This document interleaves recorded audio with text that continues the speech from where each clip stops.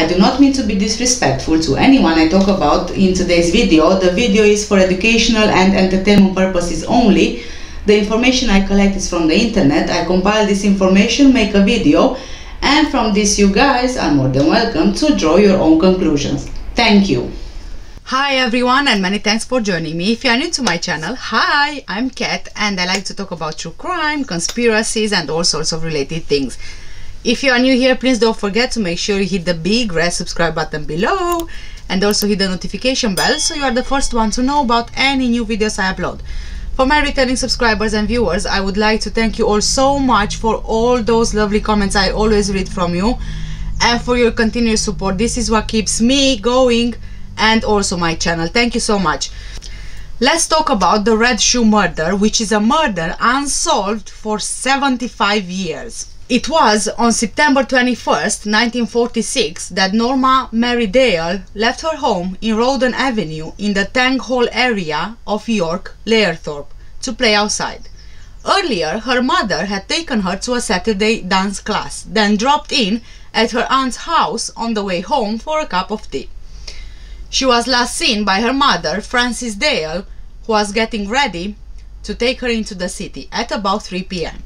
and was also seen at the same time by the next door neighbor, Annie Langan, who spoke to her. Norma Dale ran in from play on the Saturday afternoon and took a bath and then ran out again.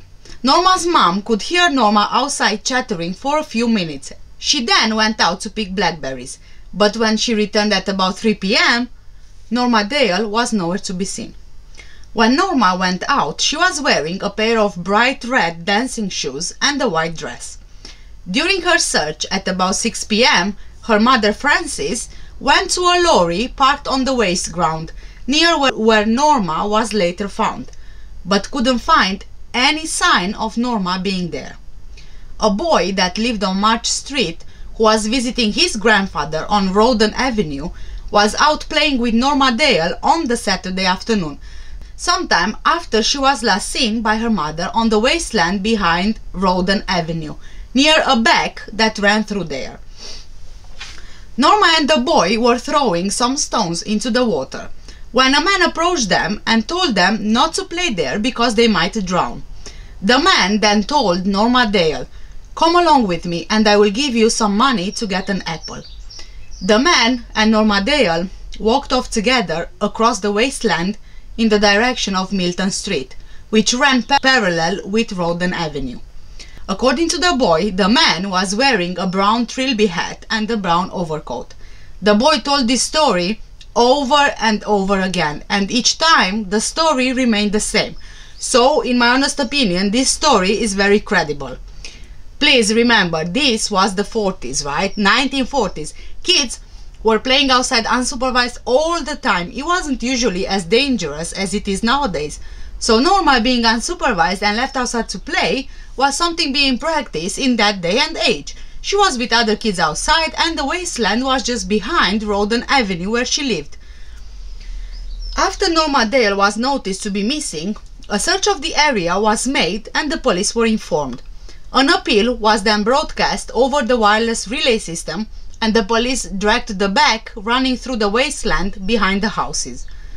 Norma Dale's body was later found on the Sunday morning on the waste ground, which was within sight of her home and beyond the bottom of a neighbor's garden at 93 Rawdon Avenue. It wasn't believed her body to be there for very long when it was found. She was wearing a white dress and would have been easily spotted by searchers looking on the previous Saturday evening or the following Sunday morning.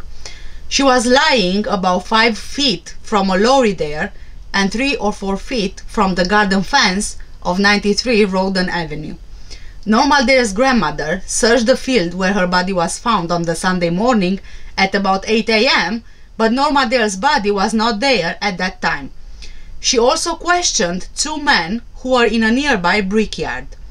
Her body was found by 11-year-old Michael Duffy, a local schoolboy, at around 10 a.m. He was also in the field with Norma Dale's grandmother at 8 a.m. searching for Norma Dale and said her body was not there at 8 a.m.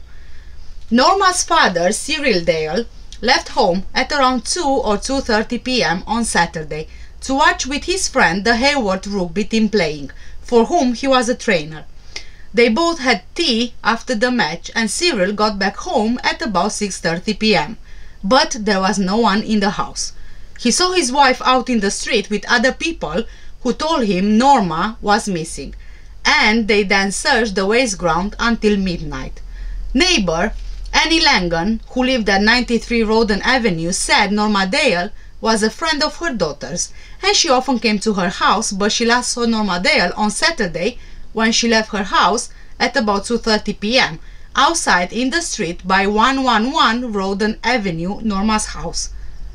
Annie's husband Albert, a lorry driver, walked his daughter off to the gate at 2:45 p.m. when she was going off to a party, and that's when he saw Norma Dale's father going by on his bicycle, but Cyril Dale, Norma's dad, denied this later on. Shortly before that, Albert believed he heard Norma Dale's mother calling for Norma. After seeing his daughter off, Albert left his house and crossed the wasteland, then went to a club in Wormgate, arriving at about 2:55 p.m. to attend a football match at Bootham Crescent with a friend. At the match, he stood behind the goalposts at the Bootham Crescent end. His friend confirmed they arranged to go together to the football match. They met in a club at 2:58 p.m. and gone off to the football match, then returned at 5:35 p.m. At the inquest, Albert, the neighbor from 93 Rawdon Avenue, was cross-examined by the chief constable and asked whether he was certain he saw Norma Dale's father go by on his bicycle at 2:45 p.m. Albert confirmed this, but he then added he could have been mistaken. However, he said, and I quote, "I am sure I saw him go by. I spoke to him and said, 'Have you lost the bairn?'" End of quote. The chief constable added the alarm was not raised at that time, but Albert insisted Norma was missing at 2:35 p.m. However, according to the chief constable, the alarm was raised only after Albert left for the match. The alarm was raised at 3:30 p.m. When confronted with this, Albert changed his mind and claimed he could have spoken to Cyril Dale the previous Saturday instead. The coroner then added, "And you would not say, 'Have you lost the bairn?'" To which the man replied no. When the coroner asked whether Albert still wanted to be recorded as having said he saw Norma Dale's father go by on his bike, the man said yes. Albert also added he didn't see Norma Dale at all that day. Now, unless there are conflicting information online about this case and specifically about this lorry driver's statements, I honestly find his answers quite confusing but highly suspicious. Is it in any way possible he could have been involved in Norma's murder? When the friend who went to the football match with Albert was questioned at the inquest, he said he met his friend every evening since Norma Dale's murder, but they never talked about it. When the coroner asked the friend if Albert ever asked him to say he was in a certain place at a certain time, he replied no.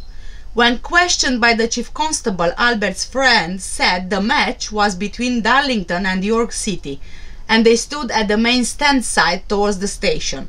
He didn't remember going round to the Bootham Crescent goalposts at any time, but said, "I was with a man from 93 Rawdon Avenue every bit of the time." When the chief constable asked him whether they parted company at any time, noting Albert saying they were behind the goalposts, his friend said, "We might have been, but I think we were near the stand. At any rate, he was more or less on that side." Another witness, Mary Hamby, 15-year-old at the time, saw Norma Dale running along Rawdon Avenue at about 2:35 p.m. A person from 7th Avenue saw Norma Dale at about 2:50 p.m. near the beck, and Norma had been wearing a flowered dress. However, she would have been wearing a white dress. Mr. Glover, another neighbor from 91 Rawdon Avenue, drove his lorry home on that Saturday afternoon, arriving at 2:50 p.m. and he didn't check his lorry again until about 10 a.m. on the Sunday morning. Norma Dale's body was not there, otherwise he claims he would have seen it. Norma Dale's body was actually found at that very same spot about 15 minutes later. At the inquest, Cyril Dale remembered seeing a lorry standing behind a certain house, but he didn't look inside it. The Home Office pathologist who examined Norma's body confirmed she had been strangled with considerable manual pressure. Experts determined she probably died sometime around the Saturday afternoon. The police didn't think she was killed where her body was found, and they were trying to determine what happened to her in the 19 hours between when she vanished and when she was found. The police suggested her murder must have taken place in the neighborhood and her body hidden until a later time. I think that whoever killed her was probably a lorry driver and kept her body in the lorry until Sunday morning, disposing of it after 10 a.m. He was probably local to the area. He witnessed the search party. He saw when the search was, where people were in a certain period of time, so he took his window of opportunity and dumped her body by the lorry. Either the lorry driver who went to his lorry at 10 a.m. and said he didn't see Norma was the killer, or the killer would have seen the lorry driver there at 10 a.m. and dumped her body after the driver left. If the lorry driver who said didn't see Norma's body at 10 a.m. was the killer, then he probably dumped Norma's body at 10 a.m. that morning, kept her hidden overnight in his lorry. It is very hard to determine exactly who the killer was, otherwise the police would have done it already. It really is, because there's not very much information available, but my honest opinion is it was either the man from 93 Rawdon Avenue who said he went to the football match. His statements just seem really fishy to me, or it was the other lorry driver who said he went to his lorry at 10 a.m. but Norma's body was not there. But then again, it doesn't really add up, because why would you dispose of a body close to your own lorry? This would just raise suspicions from the beginning. This is honestly my opinion based on the information I have. I am not accusing anybody. I'm just talking, hypothetically here. The police took over 1,000 statements during their investigation. The police searched 10 acres of waste ground looking for Norma's right shoe. The newspapers wrote that Norma Dale was the third young girl murdered in the previous 4 months. Okay, now this seems interesting. What if we are talking here about a serial killer? If it is a serial killer and let's say he is a lorry driver, it would be very easy to lose the trail. I don't know. I mean, I tried finding more info about which are the other girls the newspapers wrote about, but I could not find much details. I really do have a feeling that this might be a serial killer. I don't know, it just fits somehow. He had a very small window of opportunity, just around 10 minutes. He was definitely local to the area. Potentially he was watching from somewhere around when the search party was going on. And I really do think he did. It was either in his lorry, somewhere outside, out of sight. Maybe he could have done it even from his window. But this is the only way he could have disposed of the body without being seen. He knew exactly where people were at any given time. He knew the area by the lorry where Norma was found was searched at 10 a.m. So he either saw it or was part of the search, and then he saw the area clear of people because they moved the search to another area, and he just disposed of Norma's body then. And the only way he could have done that quick and without being seen was if he hid Norma's body in his lorry overnight, possibly covered with something else, and in that precise moment, the 10-minute window opportunity, he took her out of the lorry and left her on the ground. So it's quite possible he had information that the search party is moving back to the area where he left Norma's body. I don't know, you guys, but it just fits. If a serial killer and the lorry driver, he could have gotten away with it. This can suggest he's done it before. He's experienced in concealing evidence and getting rid of evidence. Serial killers have a type, always. They always do. The other 3 girls missing, I have a suspicion it would be the same person. He's a lorry driver, he's driving on routes that he knows, and so it's very easy for him to follow, spot and dispose of without raising suspicions and without staying too long in one place. But I do believe he is local to the area where Norma's body was found. I am not saying he's necessarily one of the 2 lorry drivers directly involved in the investigation. However, he is local to the area. Either that or he visits someone living in the area quite frequently to give him time to learn the people, the surrounding area, the opportunities, the routines, the time. Please, if you do know about any missing girls from the surrounding area in 1946, please let me know in the comments below and I can look deeper into this. In October 2016, the police announced they were carrying out a cold case review of Norma's murder.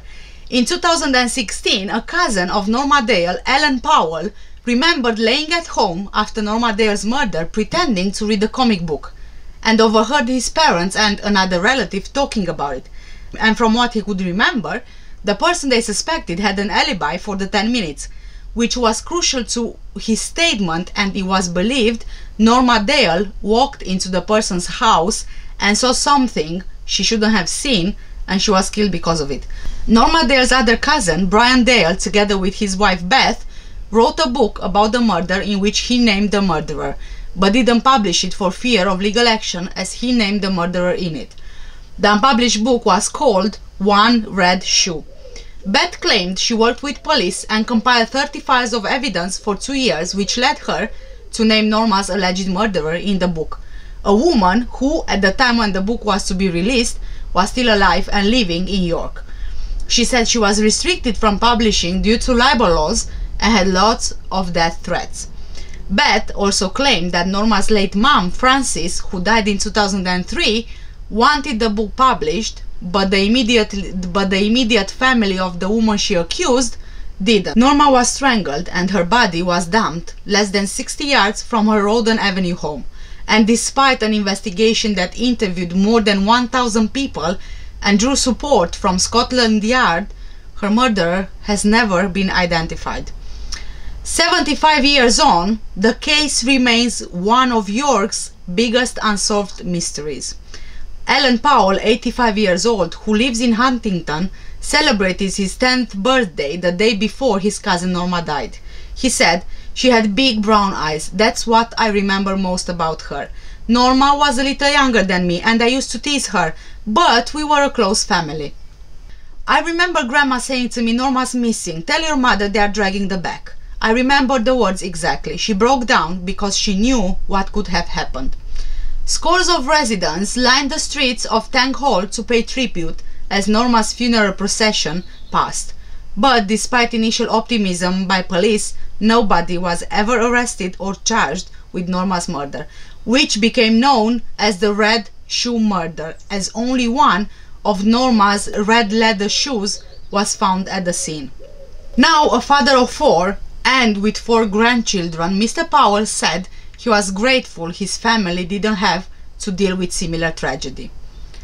He said, 70 years on, it's no longer raw as it was at the time, and just being 5, you accept these things more. Norma's great niece, Toni Dale, heard stories about what happened from her family and was given a box of newspaper clippings by her grandmother. She believes someone out there knows something, most probably a secret they'll take to their graves. And I want to quote here, "I'd have thought with the technology they have these days, they could have found the killer through DNA, but sadly it isn't the case. The only way we can try to solve this is through the papers. And I know my great-grandmother would have been forever thankful for the press articles as she was when she was alive."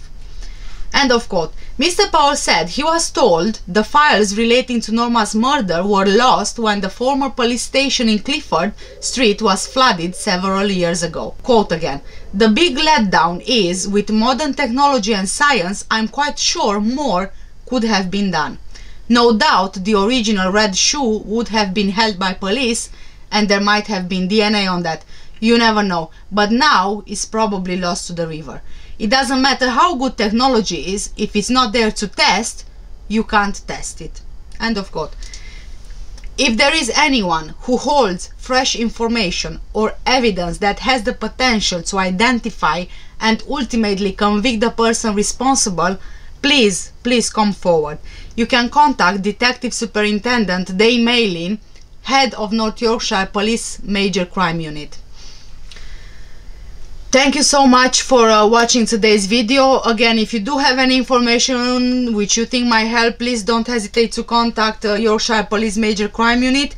This is all from me for today's video. Thank you so much for watching. Please stay safe and take care. Bye.